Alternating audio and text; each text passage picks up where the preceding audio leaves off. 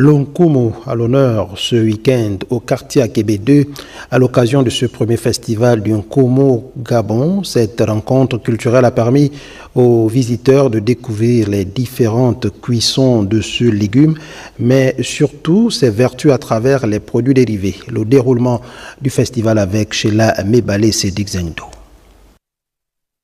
Cuisiné de plusieurs manières, l'Nkumu, légume très prisé dans le nord-est, le sud et le sud-est du Gabon, a traversé le temps et a progressivement été révisité par les cuisinières. Que ce soit à l'eau, master ou au foula, l'Nkumu reste ces légumes très appréciés par les Gabonais. Ce festival vient ainsi présenter au public les différentes cuissons de ce mets. Vous avez l'Nkumu grand-mère, qui est un Nkumu assez traditionnel, que tous qui ont grandi au village ont déjà consommé. Ensuite, vous avez l'Nkumu au foula, fait avec des champignons. Il y a aussi également une deuxième phase qui est faite avec du poisson frit.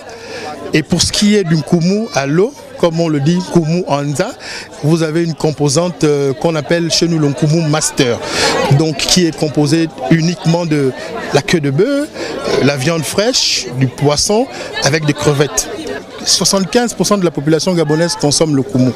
Donc il était important pour nous de le valoriser au mieux. Je suis arrivé, j'ai commandé mon plat, le Nkumu à la queue. Vraiment très très impeccable. Vous allez remarquer que sur la table, chacun a pu vider son plat.